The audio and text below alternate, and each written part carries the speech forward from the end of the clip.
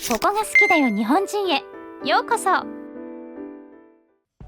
人生において最大のイベントといえば何を思い浮かべますか？長く時に険しい人生を一緒に歩むパートナーとの結婚という決断は万国共通のおめでたいことと言えます。今回はそんな結婚というイベントを祝う際の日本の定番のプレゼントについてお伝えします。一部の海外の人には不評だったというその定番のプレゼントとは一体何だったのでしょうか。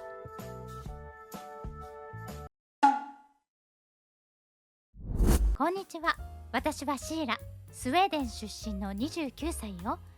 3年前に日本人のサトルと国際結婚をして今は一緒に日本に住んでいるの。私がサトルに出会ったのはサトルがスウェーデンの大学に留学していた時よ。ちょうど7年くらい前かしらね。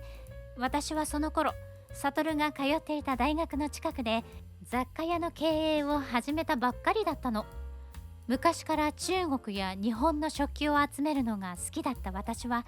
念願だった輸入雑貨店をオープンさせたわ。お店を開くまでは本当に大変だったけどなんとか軌道に乗ってくれて毎日楽しく過ごしていたわ。サトルはそんな私のお店によく来てくれていたお客さんだったの。私のお店は食器や茶器の他に日本の緑茶や中国茶なんかも扱っていたからそれを目当てに来てくれていたらしいわ。日本のお茶はとても香りが良くて私も大好きだったからそこら辺のお店には負けない品揃えになっていたわ。その品揃えを見てサトルも日本に帰ってきたかと思ったって言ってくれたくらいなの。スウェーデンにはフィーカっていうお茶文化があって甘いお菓子と一緒にコーヒーを楽しむんだけどちょっと言っておきたいのは単なるティータイムやコーヒーブレイクではないってことかしら。フィーカには必ず人とのコミュニケーションが存在するの。スウェーデン人は家族や友人など親しい人たち同士ではもちろんだけど親しくなりたい人もフィーカに誘うわ。一緒に甘いお菓子を食べながらコーヒーを飲むことで自然とリラックスできるしすぐに打ち解けられるように感じるもの。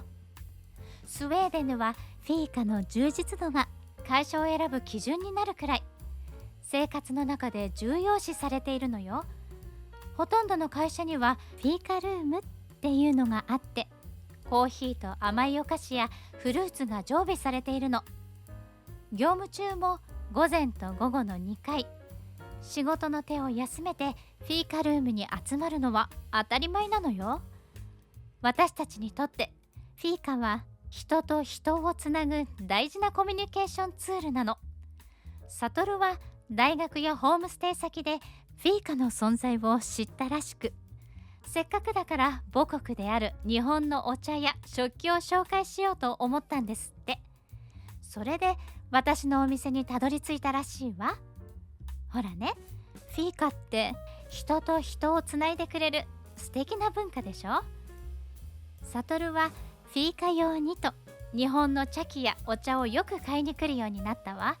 その度に日本について話したりスウェーデンでおすすめの観光地やお店を教えてあげたりしていたの。サトルはとても真面目そうな印象で友達も多いように感じたわ。でも年齢が同じだと判明した時はとっても驚いたわ。だって私よりもずっと若く見えたんですもの。サトル曰く日本人は世界的に見ても童顔って言われることが多いらしいわ。そんなサトルが恥ずかしそうに私をフィーカに誘ってくれたの。さっきも言った通りフィーカは仲良くなりたい人を誘うこともあるから私はちょっと嬉しくなっちゃってすぐに OK したわ。日本人ってとてもシャイなイメージがあったけどサトルは言いたいことははっきり言うタイプだったの。その後何度かデートをして私たちは交際をスタートさせたわ。彼はとっても紳士的で穏やかな人よ。一緒にいると心が落ち着くように感じたわ。この例えをするとサトルは困ったような顔をするんだけど、彼といるとちょうど温かいお茶を飲んでほっとしている時みたいな安らぎを感じるの。サトルは私にとってフィーカの時間みたいな存在になっていったわ。交際を始めてしばらく経った頃、サトルから夫婦茶碗ってシーラのお店で取り寄せられるって聞かれたの。私は日本の食器類についてちょっとは詳しいつもりでいたから、初めて聞く単語にとても興味が出たの。サトルに聞いてみると、夫婦茶碗っていうのは形や模様が同じで大小ペアになった食器らしいわ。見た目通り夫婦のような茶碗のことを言うらしいの。日本では結婚祝いに贈ることも多いらしく、2人で仲良く使ってねという気持ちが込められるらしいわ。サトルはスウェーデンで仲良くなった人が結婚するからお祝いに贈りたいらしく、私に聞いてみたって言っていたわ。残念ながら私はその夫婦茶碗の存在をその時初めて知ったから、在庫も取り寄せ先もなかったんだけど、サトルが見せてくれた夫婦茶碗の画像を見て、なんて可愛いんだろうと心を奪われてしまったの。本物の夫婦みたいに2つペアで仲良く並んだその茶碗は、絵柄もそれぞれに個性的で、どれもお祝いにふさわしい美しいものだったわ。私はすぐにいつも取引をしている日本のお店にメールをして、なんとか私の店で夫婦茶碗を取り扱えるように手配してもらうことにしたの。すぐに日本から商品が送られてきて、私はめでたく夫婦茶碗をお店の棚に並べることができたわ。実物は画像で見るよりも何倍も可愛くて、私は自分のブログやお店のブログに写真を載せて宣伝したわ。もちろんサトルの友達の結婚祝いにも間に合ったの。サトルもとても喜んでいたし、何よりサトルの友達夫婦がとっても喜んでくれたらしく、私はこの仕事をしていて本当に良かったと思ったわ。自分の好きなことで誰かに喜んでもらえるのはとっても素敵な経験だものね。でもそんな喜びはある日見つけた私のお店のブログへのコメントで半減したの。そのコメントにはこう書いてあったわ。なんで妻用の食器の方が小さいって決めつけられないといけないの？妻は夫よりたくさん食べてはいけないって決めつけられているみたいで、とても気分が悪い商品だわって。私はちょっとショックを受けてすぐにサトルに連絡したわ。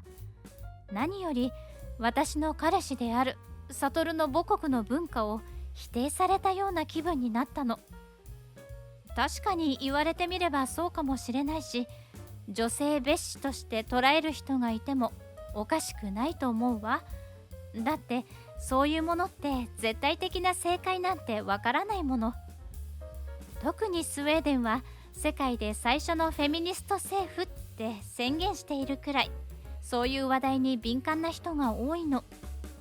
同じスウェーデン人としてこういうコメントが来る可能性っていうのもちゃんと理解しておかないといけないと反省したわ。それでも私は単純に夫婦茶碗が可愛いと思ったし、2人で仲良く一緒にご飯を食べたり、なんなら日本のお抹茶でも入れてフィーカの時間を楽しんでくれたりしたらいいなって思って、自分のお店で取り扱いを始めたの。実際にサトルと2人で初めて夫婦茶碗を使ってディナーをした時は、なんだか気恥ずかしいような初々しい気持ちになれたし、2人の気持ちが近づいた気がしたの。これは本当に素敵なものだと思ったわ。日本人が結婚のお祝いに贈る気持ちが分かった気がしたの。夫婦茶碗を見て何を思うかは人それぞれだし、いろいろな意見があるのは当然だとサトルは私を慰めてくれたわ。サトルももちろん私もだけど、どうか2人がいつまでも仲良く一緒に食卓を囲み、寄り添って歩いていけますようにって思いを込めて結婚祝いに夫婦茶碗を贈るの。そこには女性蔑視や男尊女卑のような嫌な感情は全くなくて、ただただ2人の門出をお祝いしたいだけなのをコメントをしてくれた人にも少し分かってもらえたら嬉しいのだけど、もうそれも望まないことにしたわ。感じ方なんてその人次第ですものね。いちいち傷ついていたらキリがないと思うことにしたわ。そんな事件からしばらく経って、悟はスウェーデンの大学を卒業して日本へ帰国することになったわ。私は悟の卒業のタイミングで日本についていくかとっても悩んだんだけど、1年くらいスウェーデンと日本で遠距離恋愛をしながら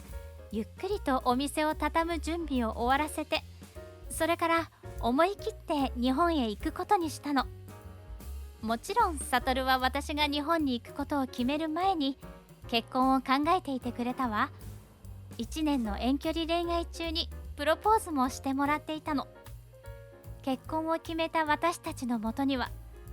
悟のご両親や親戚からたくさんの可愛いペアの食器や湯飲み、ティーカップなんかがお祝いで送られてきたわ。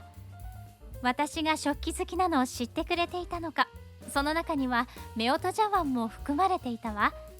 私は大好きな日本の食器をお祝いでたくさんもらえて、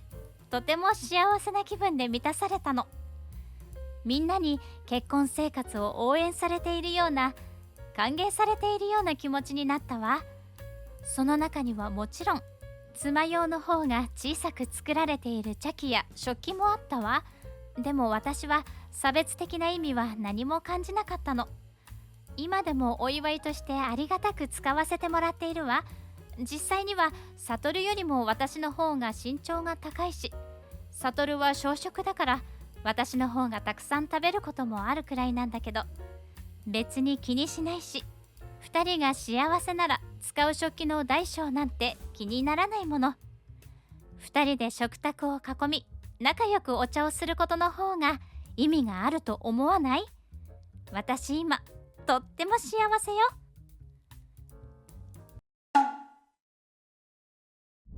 日本でも夫婦茶碗に関しての意見は分かれることもあるそうですが、結婚祝いとして未だに根強い人気を誇っています。結婚という節目を迎えた2人を祝う気持ちで贈られる夫婦茶碗は、贈る側の温かい気持ちの表れです。ジェンダー平等が叫ばれている世の中において、もしかしたら今後は嫌がられる存在になっていくのかもしれませんが、贈る側の温かい気持ちだけはどの時代でも変わらず、相手を思いやったものであることは間違いないでしょう。もしプレゼントする機会があれば、日本の伝統工芸品として海外の人たちにも素直に喜ばれるといいですね。最後までご視聴いただきましてありがとうございました。視聴者の皆様のご意見ご感想をコメント欄までお寄せください。もしよろしければ高評価やシェアしていただけると嬉しいです。それではまた次回の動画をお楽しみに。